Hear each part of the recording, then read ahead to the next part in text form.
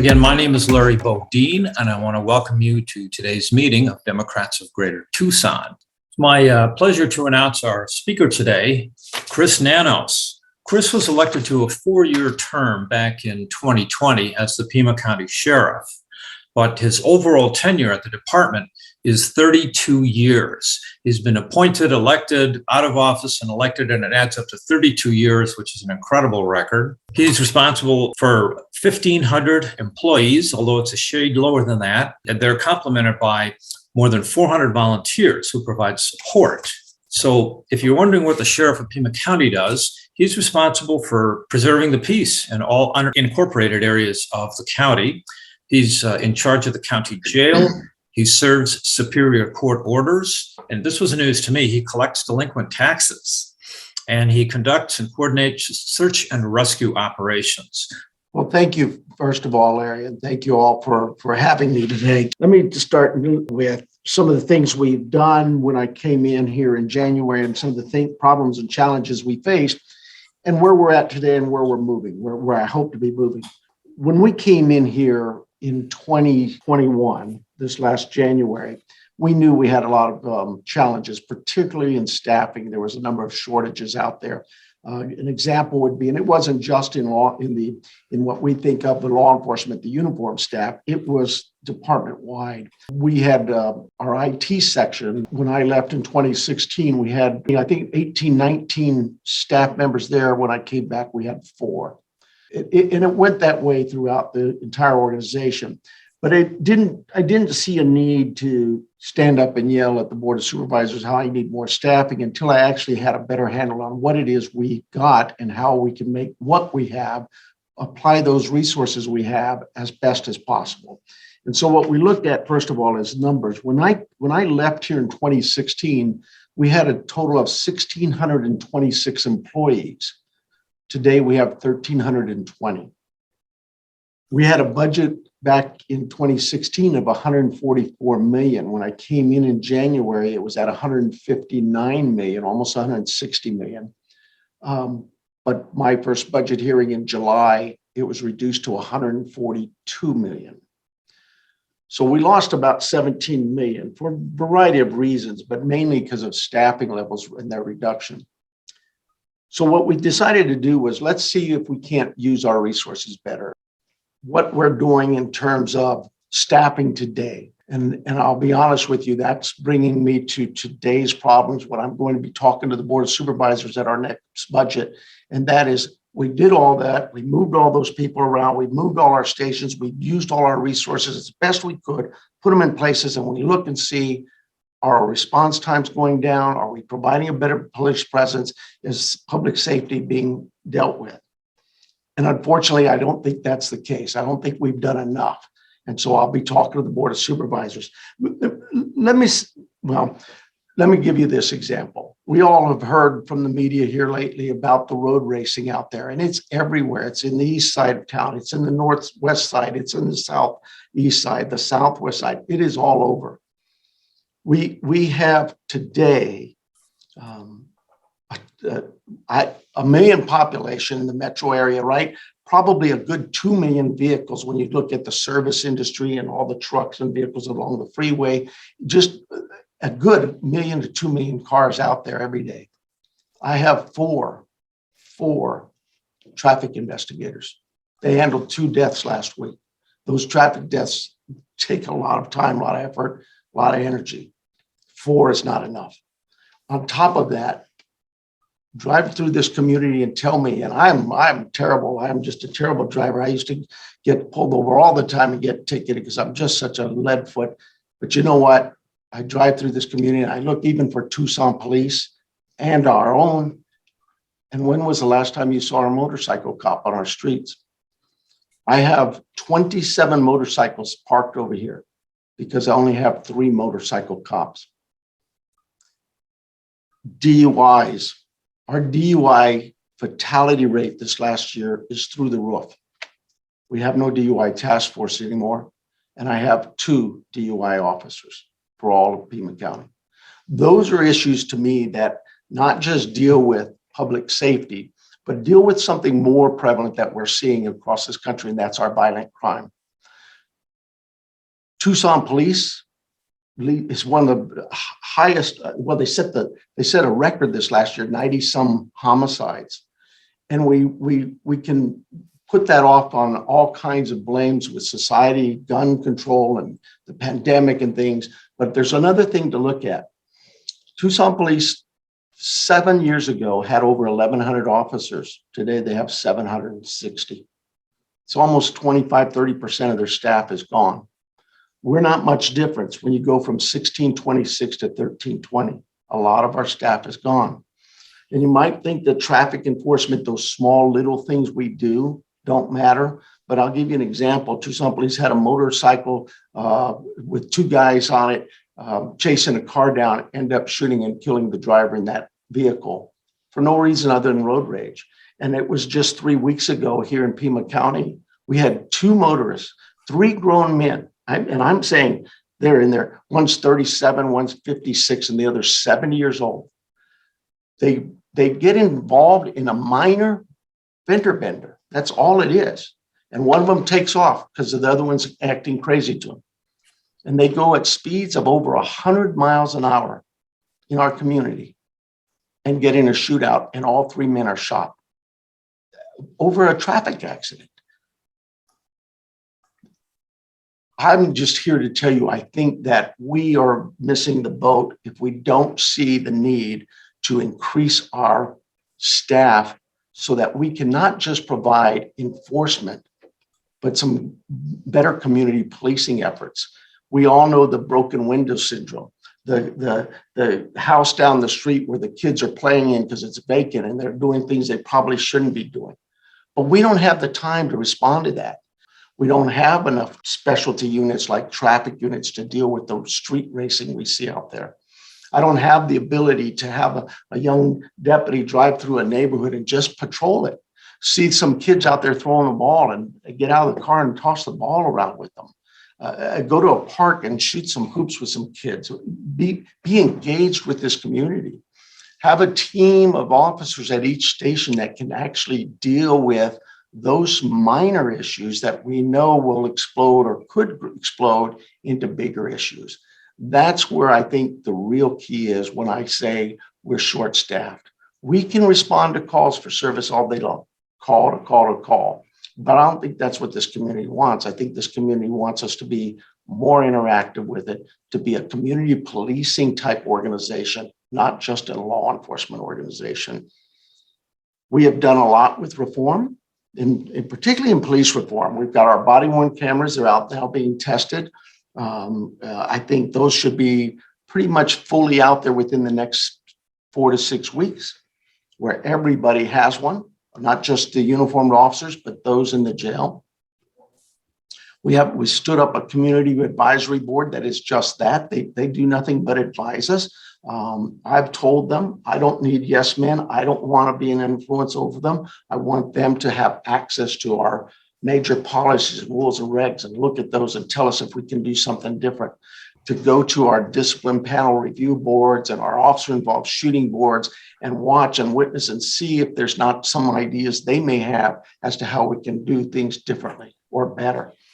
And even sit in our training academies and our classes and say, hey, Sheriff, have you thought of this? Or how about this?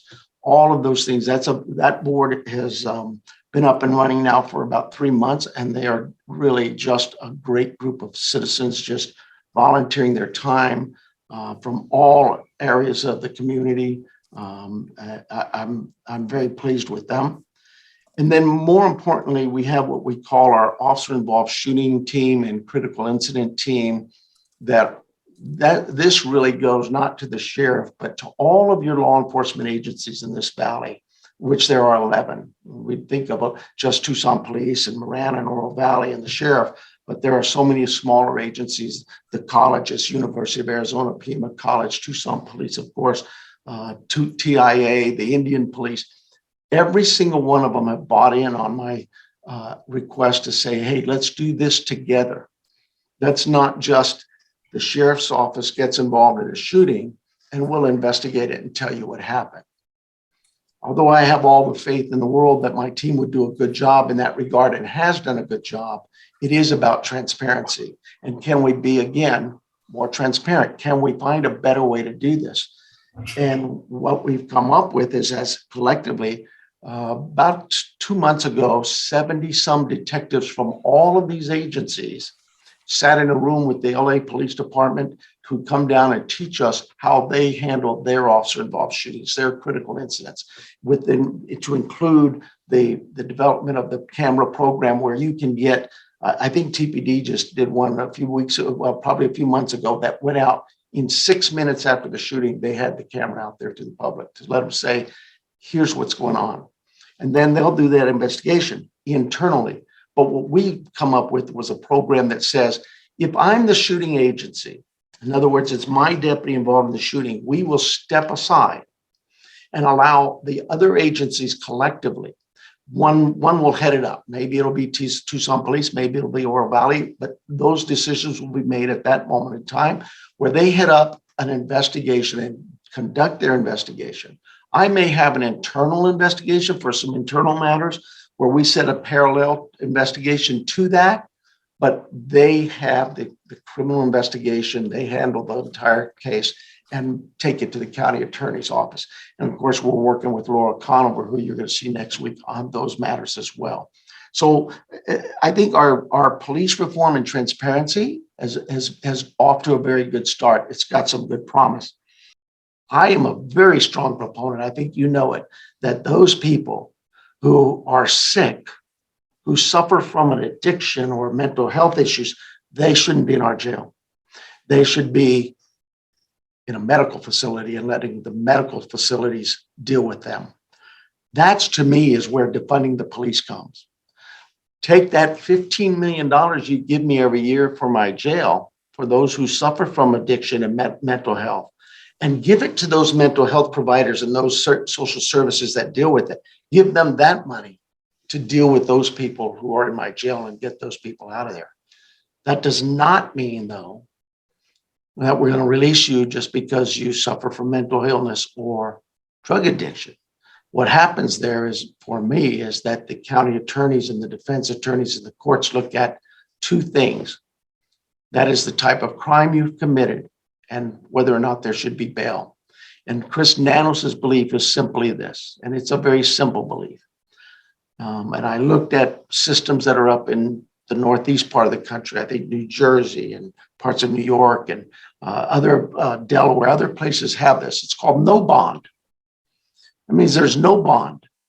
If you commit a violent crime or threaten to commit a violent crime or have been accused of committing a violent crime, then you sit in jail and you wait for your trial. And at that time, you'll be decided whether you're released or whether you go to prison. But there is no bond for you. However, the other end of that spectrum, if you've not committed a violent crime, you've committed shoplifting, some sort of fraud, some sort of scam, but no violence, then you too get no bail, no bond. Instead, we release you on an ankle monitor where we can track you from every second of the day at a cost that is astronomical in savings. $15 a day for that electronic monitor, $127 a day to put you in my jail. Jail, as we know, not a good place. People don't come out of there better. And so I get it. I put you on an ankle monitor. Maybe you did a DUI or something. We can make you blow into that ankle monitor in today's technology, and I can get a readout in a matter of minutes. And if I say, well, there's Chris Nanos at his home at 2 a.m, I told him blow, and he did, and I show point whatever alcohol in him, I tell a squad car, go pick him up because he had a second chance. And we bring him and put him in our jail because he didn't take advantage of his second chance.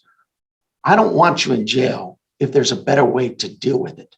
But if you're not going to work with us, if you are a violent person or accused of violent crimes, then jail's where you belong until you can prove your innocence.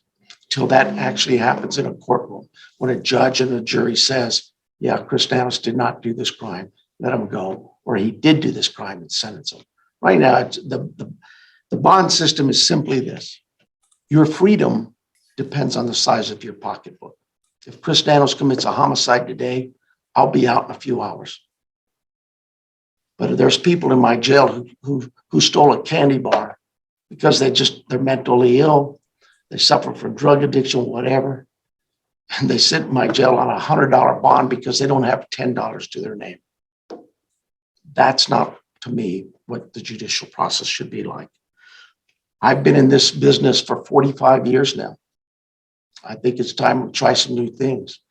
I think it's time we take a chance and see if we can't do better than we are. So having said all that, I'll let you guys ask whatever questions you have. I think we've done some good things up till now. There's a lot more to do. The Board of Supervisors and the County Administrator's offices work well with us. I look forward to working with them to getting some more staffing. Let me say this, staffing is very expensive, right? I think that we're down 300 bodies from 4 years ago, 5 years ago. I'm not asking for 300 bodies. One, that's unreasonable. It's too costly. And two, I couldn't, even if I could hire that many, I couldn't train them in a year's time. What I'm asking the board is to allow me to staff those programs, our directed patrol, community policing programs, our traffic unit, our motor cops, our rural area cops. Allow me to put those people into positions where we can do more community policing and not just law enforcement. And so we'll be working with the board on that. Remember, I came in here and the budget was 159 million. In July, it went to 142. I'm not asking for 17 million, but I'm asking to get up. 142 is less than I had when I was here in 2016, and we had 300 more people. I'm just asking for a few more bodies. Probably we're looking at a neighborhood of 60 to 80, maybe 90 bodies. Of that, probably 60 of the 90 would be cops in the streets to do community policing. Those numbers will be pared down and we'll have them crunched down. My finance team's looking at it. But that would probably take our budget from 142 million up to maybe 155 million, which is still less than when I came in here at 159 million. All right, thanks so much. Appreciate all your comments. What I want to do now is open the floor for questions. So if you have a question, just pull your mouse down to the bottom of the screen and you'll see a little smiley face that says reactions. And if you click on it, you'll see the opportunity to raise your hand and you can ask Sheriff Nanos a question live. And I see several hands up already. Let me call on you. Lillian Fox, go ahead and unmute yourself and ask your question. One of the things I wondered about, the road racers are horrible. That is so dangerous. I wonder if there's any way you can temporarily confiscate their car as evidence, because road racers are in love with their cars. And if they know if they get caught road racing, they're going to lose their car for 2 days, they're not going to road race.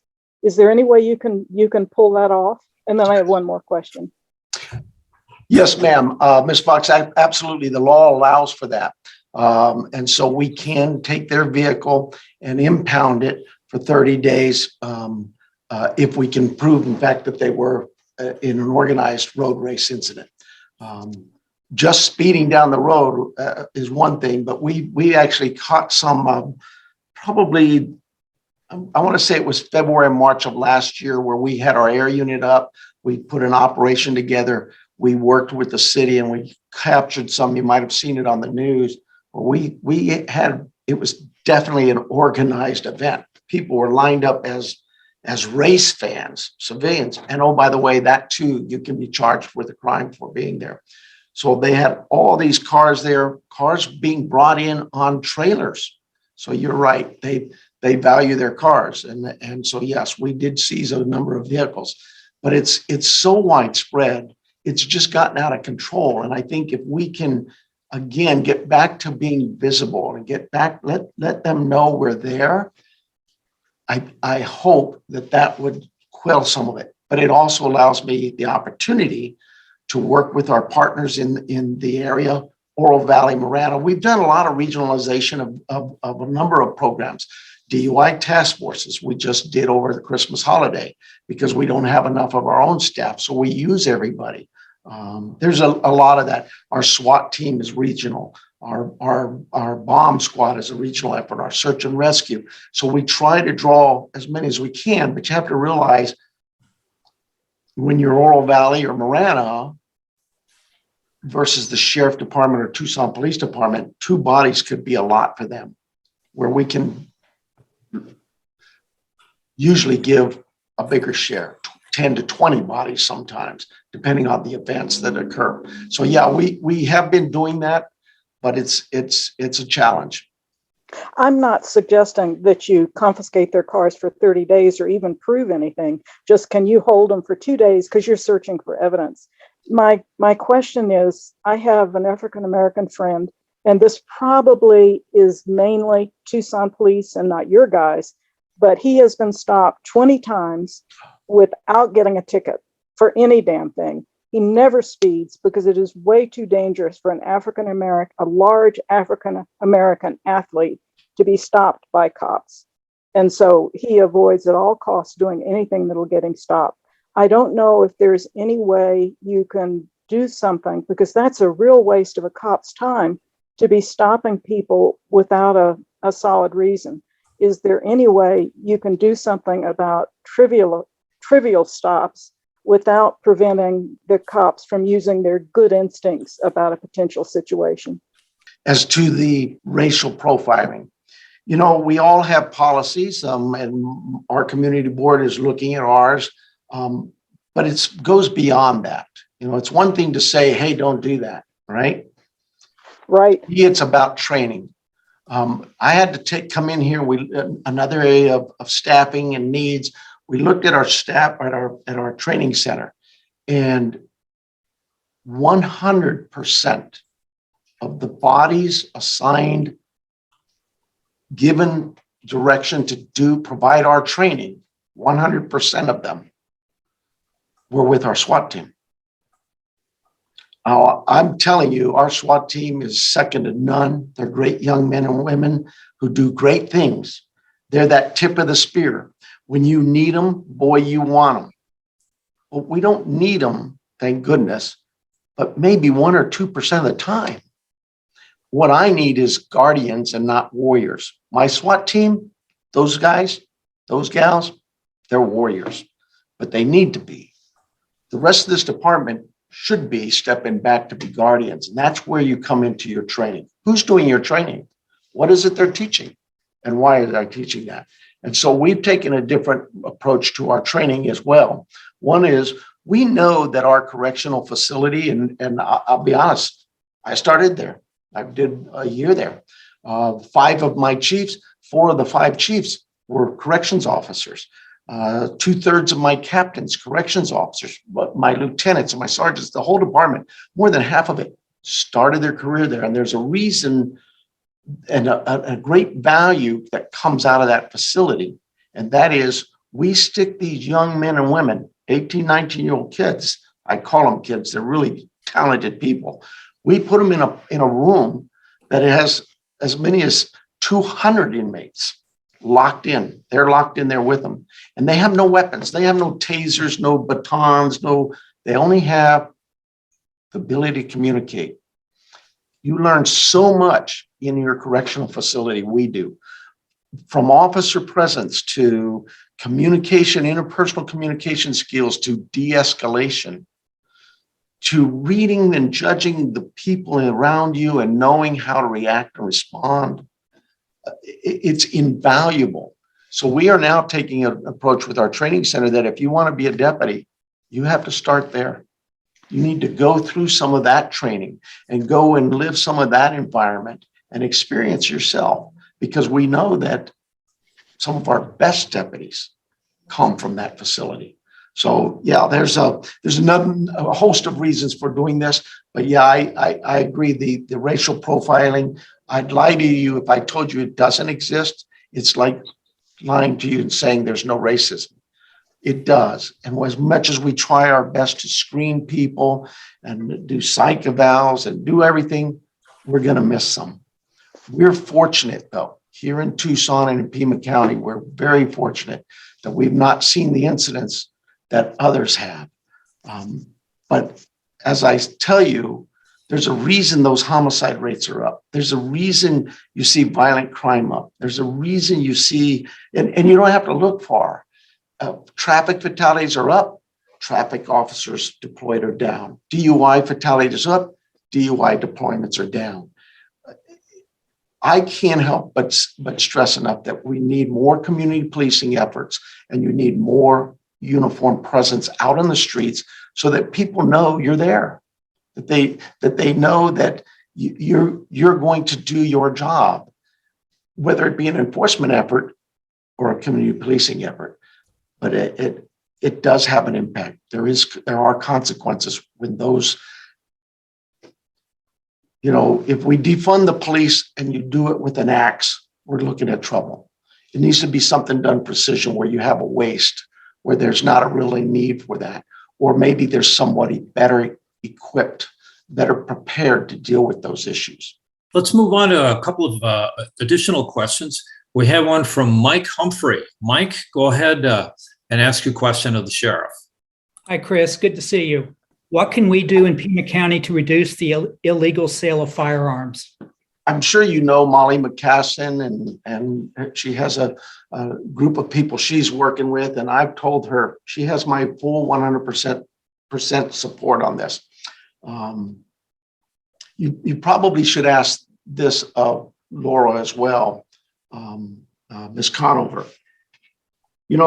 We get elected into these jobs,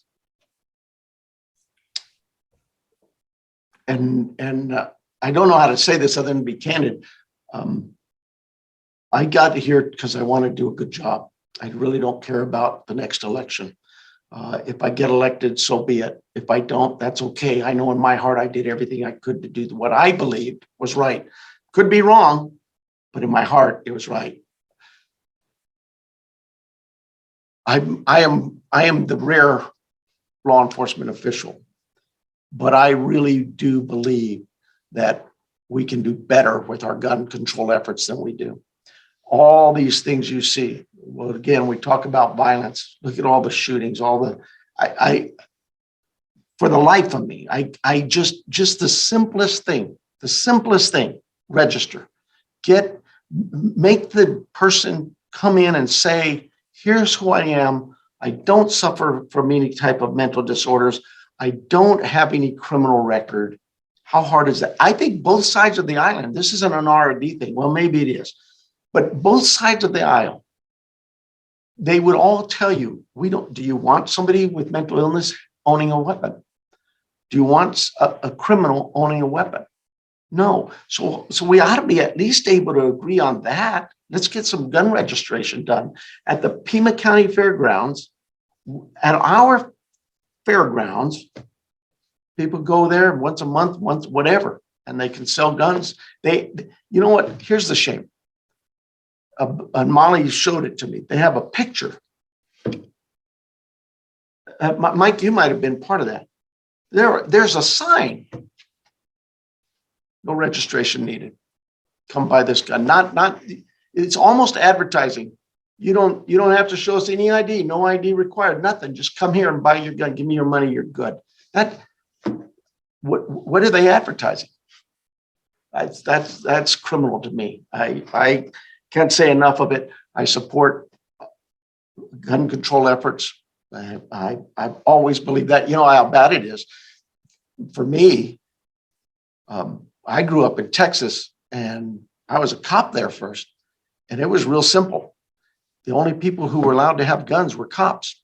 If you had a gun, you had to be either moving from residence to residence, traveling, or training for going to a hunting event. That was it. Any other time, that was a felony. And to me, made it real simple. If I saw you with a gun, I knew you were either a cop or you're a bad guy. So it was a real simple fix for me. So I'm just of the mindset the only ones who should have guns are cops. And I know a lot of cops disagree with that. A lot of people do. But yes, I get frustrated by the fact that there's people out there who just, for political reasons, they can't argue it. It's just politics. They just don't want anything to do with anything that deals with gun registration or or gun restriction of any kind. And I just don't get that.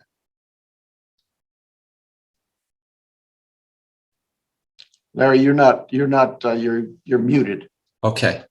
When you refer to gun registration, did you mean to say background checks? Yeah, I'm sorry. Yeah, yes, exactly. I don't want everybody coming in afterwards, but yes, there ought to be some background checks to say this individual. Now that's going to be a blooper out there. Somebody's going to put it out there and say I said gun registration, but that's okay. I don't think that's a bad deal either. But yes, background checks. That's how simple is that? Give us a couple of days to at least know who you are and what you're doing. All right. We have a question from Sandy Salt. Go ahead, Sandy, and ask your question. Thanks, Sandy. How many in an average year? I got a two-parter here. In an average year, how many deputies, sheriff, sergeants, and so on quit or retire in an average year? So, and that's something we look at too. There's so many things to talk about. So our attrition rate right now for corrections is at 3.8. That's 3.8 corrections officers leave this department every 2 weeks, every pay period. Every 2 weeks. So say that's 4. I'll get back to that. But if I can hire 25 of them 5 times a year, because it's 10 weeks of class, that's 50 weeks, right? 5 of them, 5 classes at 50 weeks, 25, that's 125 corrections officers in that 1 year time, 26 pay periods, that's 124 left me. I've gained 1. We're 120 down. That means 119 years from now, we might catch up. There's some issues there. And that's another reason we want to put an influx with our deputies to go through that, because what that'll do is our deputies right now are at 1.7.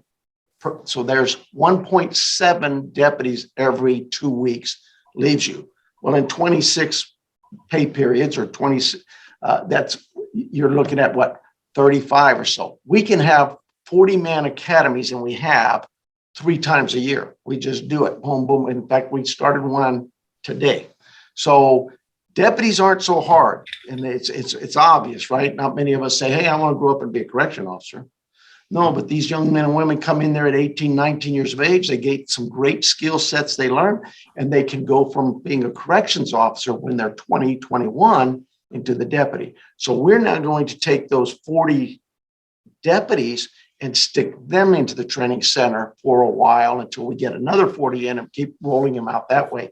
It gets you a bigger infusion, if you will, of people into the jail so that we can deal with that deficit. It's a tough job, that jail. I was a cop for 8 years and then worked that jail for a year before I got on the department here. Oh my goodness. I said, put me out on the streets anytime. Yeah. Well, part B of my question was, you take this shortage and now this training cycle through the jail, you add that to what you're hoping to get 60 new, whether they go through the jail or however, to get some number of new people on the street, you're looking at quite a pipeline to get them where they're out there, right? Even if you get the funding for 60 new bodies. Sure it is. Yeah. It is. Like I say, hiring deputies is a lot easier than corrections officers. But if we get them in as deputies and start them in that jail and they roll out, maybe it's 6 months later and you just constantly keep rolling. You can do, like I say, in a 6 months time, 80 people, boom, they're in there, and just keep moving them in and out. It's a little complex, I know, but to me, the issue is for us is hiring is 2 issues. One, we want to be competitive, and the Board of Supervisors has done a great job in helping us get there. For years past, we've compared ourselves with Phoenix Police or Santa Cruz County. I don't recruit in Santa Cruz County or Greenlee County or Phoenix Police Department. I recruit here in Tucson. And so I need to be competitive with those who I compete with for those jobs. We don't want the second best candidate, right? We want the best. Tucson Police is my competitor. And I love them to death, and I love the chiefs there. We work close together. Chief Kazmar's new. We already met a few times, and we're going to meet some more. But people go, well, Marana Oro Valley is your competition, and they pay more. Well, that's really not the case, because Marana Oro Valley, first of all, they go through our academy. We train them. They come in with 1 or 2 officers. I need 40. I have to have 40 in my class. So 1 or 2 is not the hurt. TPD, they hire 40 or 50. So it's a competitive basis. Right now, I'm saying just to get the hire of the 60 some will be tough. To get them in there and get them trained and all of those things is going to be problematic. But remember here too, I have still 1,300 and some other employees who struggle like anyone else. We were able to help with some pay issues here. I had, when I first came here on January last year, there were 40 some individuals. Some had been here 20 years making $11.32 an hour.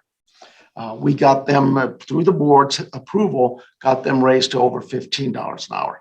There's 180 some deputies that were deputy SEALs that needed adjustments, that hadn't moved. And so they were compressed.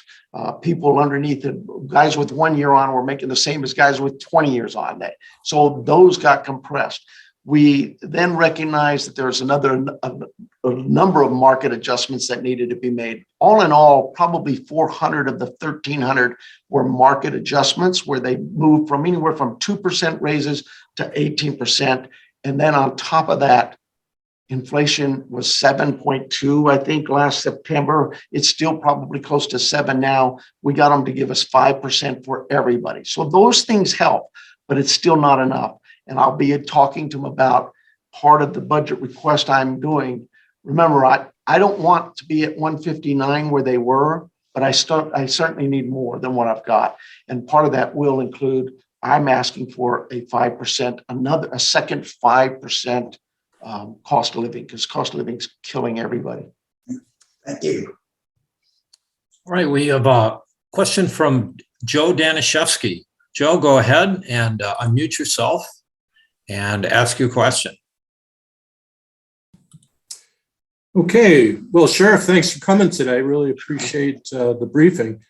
As far as things go, I was really glad to hear there's regional cooperation with law enforcement agencies on some services. And part of the reason I'm really excited about that is I'm a big proponent of city and county government. I've lived in Indianapolis, Indiana. That is probably the city that was the biggest before it merged with the county, Marion County. And then the other place I lived was Las Vegas, which has a municipal force. What do you think? Well, I'll tell you right here now, I would support that quick. I agree with you. If we can save taxpayer dollars and share resources, and it's not just law enforcement, it's everywhere throughout the fire districts, schools, libraries, everything. We've done a pretty good job if you look at the city and county in terms of, and I'll let the Board of Supervisors speak to that, but our libraries, our roads, just a number of areas. But certainly in law enforcement, and let's face it, what's the biggest expense for any municipality is its law enforcement services. So if that could be shared, I'm all for it. I don't care. You could put me underneath the chief of police, over the chief of police. I'm not about that. I'm about, I'm getting old. And I'll be honest with you, I don't know how many years I've got to do this job, but I could look at this as a blessing. This is a great opportunity. I've done it all in my career. This is now just, I got a beautiful wife, and we're very blessed. We're set financially. This is just about an opportunity to take care of my community, and how many people get that chance. So yeah, I'm for whatever it is. That's a good question to talk to the Board of Supervisors as you get Sharon up here. I do see, it just takes political will to want to say, hey, let's try something different. And it's not really that hard. Like you say, just look down at Las Vegas and see what they're doing. I'm sure they've got their bumps that they need to iron out, but you can learn from those. So, yeah, Thanks, Sheriff. thank you. All right, let's go to Michael Bryan. Michael, I understand you have some questions from the chat. Go right ahead, Michael. I do. Sheriff Nanos, we're coming up on 1 o'clock. Are you able to stay with us for another 10? I'll stay as long as you need me. Don't worry about it. I'm Excellent. fine. I'm late to everything, so they'll move my schedule. You're good. So the first question we have from the chat is from Sherry Savage. She's wondering if there's a COVID vaccination program in place at the jails and what that might be. So yeah, there is. We do actually and have through Dr. Garcia and the health department, Dr. Cullen, probably since about June, we started offering free vaccinations, a variety of types to our inmate population. We thought that, you know, it's another one of those things that I just don't get sometimes. Cops are the worst when it comes to this vaccine stuff, right? I mean, look across the country. And I was presented with a challenge at our jail that I struggled with.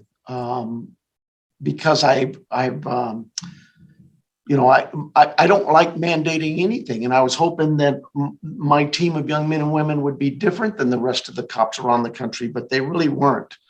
They were right there, 60%, 70%, and very slow at coming out of the gate to get behind these vaccines. And I just, I'm not a very bright man. You guys probably figured that out in the first 5 minutes. I would tell you, though, that because of that helps me because I got to look for experts. I got to look at the people who really know and trust their knowledge. And I don't know why this got so political. I just look at it and say, and I hear from all sides, my corrections officers and everywhere, let's do a mandate. Let's do a mandate. And I talked to Dr. Hines. The county board did not want to do a mandate. In fact, what they wanted to do was mandate just the sheriff's department. Well, to me, that was kind of, now you're just going to be picking at us. And I didn't want that. I said, look, I'll support any mandate department-wide. But my real issue is that jail. That's a vulnerable population. The CDC says so. And we have done nothing but follow CDC guidelines all the time. So how about our jail? Let's at least mandate the COs. They did. Man, oh man, did I hear it from those young men and women. They were pretty ugly and not very happy. And, it was a tough decision to make, but you just have to, you got to go with your heart, right? You got to, you hear everything and you just make the decision you think is right. And it could be wrong, but I could not. A reporter asked me, Chris, are you doing everything you can to keep your people safe? And without a mandate, I couldn't answer that honestly. No, we lost 3 inmates at that jail. That's a shame. And I couldn't see losing another, but God forbid we lose a CO, one of an employee. And so I had to step up and say, no, I'm going to enforce this mandate. And we lost a number of people, but it's okay. We didn't want to lose any of them, but we'll get by. We're resilient, and it's not easy, and there's some challenges to be met in that regard. Mm-hmm. But yeah, I don't know. The number one death to cops for the last 2 years, the COVID vaccine, and that's a shame. I don't know what to say. Thanks for that heartfelt answer. I appreciate it. Paul Stapleton Smith has a question in the chat. He's wondering, the January 6th insurrection organizers have pronounced upcoming election boards and balloting locations are to be targeted with the promise of armed monitors. What are you and your staff believe is possible or likely? Well, we learned last January 6th, pretty much anything's possible, didn't we? That's a scary thing. I'm hoping our leaders get this right. I don't know. I don't want to sit there and tell you I'm going to send deputies to all of our polling places. That too isn't what we're about, right? We're not supposed to be standing there armed guarding those things. It's going to be a challenge. We're going to weigh it out. I'm just hoping that Pima County gets it right. We've done well in the past, and it is troubling what we see across our nation. I hope President Biden, I hope Congress, and I hope our courts get this right, because it really does. Our lifetimes. I look at you. Some of you are much younger, but what are we leaving for our kids and our grandkids, right? This is a great nation. Finally, I have a question of my own. I've noted that you have not participated in some of the politicization of the sheriff's offices around the issue of immigration and obviously the governor's initiative with the Sheriff's Association to bring sheriffs into the fold in terms of immigration enforcement. Could you address that, why you've stepped back from that, and how you feel that might affect police agencies to be involved in that immigration enforcement effort? If we allow politics to dictate how we do our policing, man, that's almost as bad as January 6th, right? I've lived on the border. I literally was born one cotton field away from the Rio Grande in El Paso, and grew up as kids there. I understand the border for my 67 years of life. I get that there are problems down there in Mexico, and there's problems with immigration. But to me, the issue should be, if you want to be political, should be on reform, immigration reform, not the border wall or I come in here and I go, okay, what problems do I have? Well, on my border, do you know, we looked at the number of calls we received last year that were border related calls, to include search and rescue missions, found people, lost people, assisting Border Patrol, all of those issues. Out of the 130,000 calls we handle, 248 of them were that. 0.00018. Why would I see a need to send my deputies to handle that when we have people speeding at 100 miles an hour, chasing each other with handguns? I mean, there's real crime issues. That's my role. The border, I've always said, that's a federal government job. The feds have this. I work very close with Chief Modlin, who's the Tucson director here at Border Patrol. He is a good man. And he calls us when he has issues with some kids and that and different things. And we work through issues. He knows. Border Patrol, if you need our assistance, we're going to be there. That's not a problem. We don't get calls from them because they have 6,000 people out here doing a good job. It's a hard job, but I don't need to be. I think it's a little bit of the tail wagging the dog. Some of these smaller counties yelling and screaming, and boy, we got to secure that border. Maybe they do have issues on their border, but my border issues are not the same as theirs. I have other issues, and so I tend to focus my needs with what's dictated to me, not some political rhetoric about some border wall. I just can't go there, and that's really it. Governor Ducey and I have spoken about this issue when I was here in 2016, and he understands my feelings. And the border sheriff said that he supposedly had all of us invited to a meeting. It was interesting that he had Sheriff Lamb, who's not on the border, Pinal County, to my knowledge. And he had Sheriff Wilmot from Yuma and Sheriff Nanos from Cochise County, but he didn't have Santa Cruz County Sheriff Hathaway, who has the largest city on the border in Arizona, and he didn't have Sheriff Nanos invited, who has the largest county on the border. In fact, for that matter, if you're going to have Sheriff Lamb in Pinal, why not ask Sheriff Penzone from Maricopa, the largest county, largest populous county. None of those things occurred. You can't tell me that the Ds were left out and it wasn't political. Thank you. All right, I think we've got time for one more question.